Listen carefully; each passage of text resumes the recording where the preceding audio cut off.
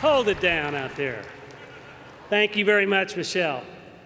During the Cold War, they give me 5 minutes, so I got to hurry. So if I talk fast, I can't help it. During the Cold War, we often heard that the communists would defeat this nation without firing a shot. And statists have been undermining our system now for decades. And while we've seen the partisan pendulum swing back and forth during these years, the gradual march of socialism has continued unabated because compromising with statists has never yielded a net positive for liberty. But it wasn't until 7 years ago that America elected a full-blown Marxist, a racist to the core, a man bitterly resentful toward America as founded, and who campaigned on a promise to fundamentally transform it and has done everything in his power to fulfill his wicked promise. Who would have imagined that despite his sinister intentions, Obama could make so much progress in accelerating America's decline?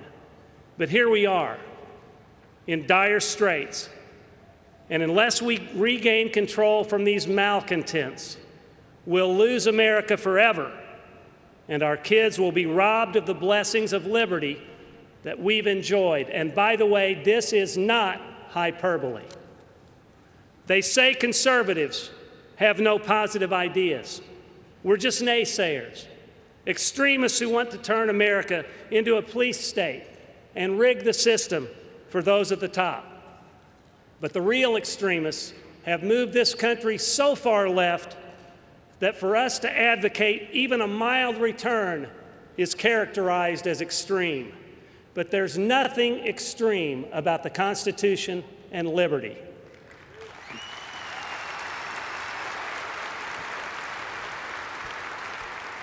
So what do we believe in? Do we still believe in American exceptionalism and in the constitutionally prescribed limitations on government, our separation of powers, our federalist system of dividing powers between the state and federal governments, and the Bill of Rights? Or are we fatalistically resigned to diluting our platform to a pathetic, futile, and cowardly effort to pander to so-called moderates and independents?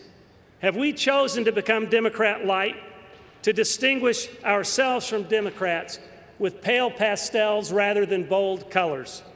I know that despite your horror about what's going on in this country, you refuse to pronounce America dead. You wouldn't be here if you were ready to surrender to a liberal establishment that has infiltrated every aspect of our culture, our educational institutions, and our government. We must prevent these dark forces from finally turning America into something my parents wouldn't even recognize. We must fight to take America back until we have no more breath remaining in us. And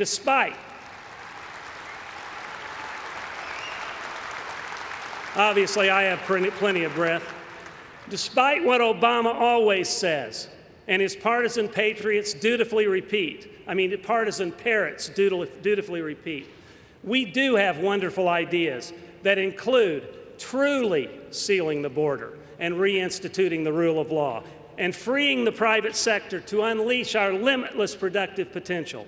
We have specific, workable plans to reform health care, and they say we don't, to restructure entitlements, to reinstitute responsible spending on constitutionally prescribed government services, to roll back the regulatory state, and to stop using the tax code to punish private sector job producers.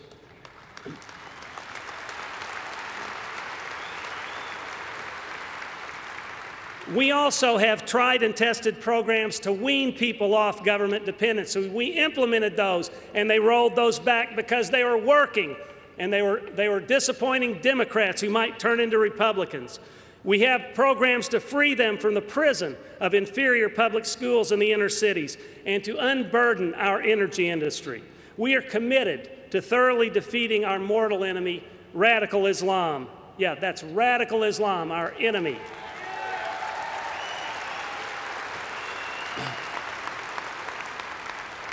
And refurbishing our military to remain the strongest, most benevolent, and never forget that, world power in history.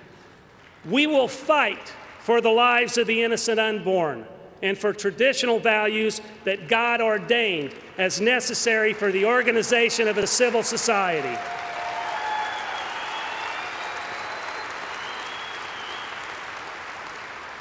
We will appoint originalist judges to safeguard the Constitution and our precious liberties.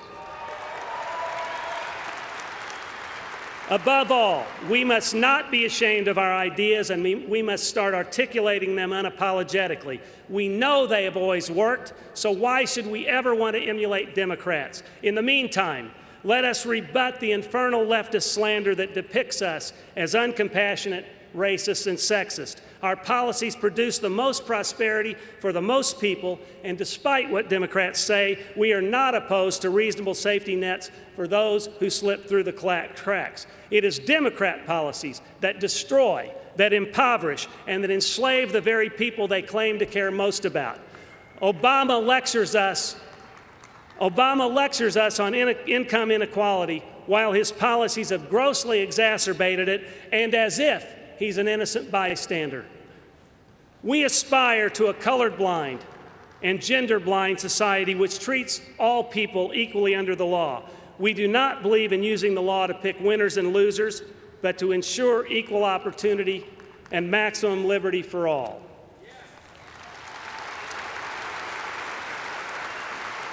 So let's unite. Let's unite in our positive vision for America and quit shooting ourselves over disagreements within the party. Establishment Republicans have surely now learned the folly of attempting to purge the conservative base from the party.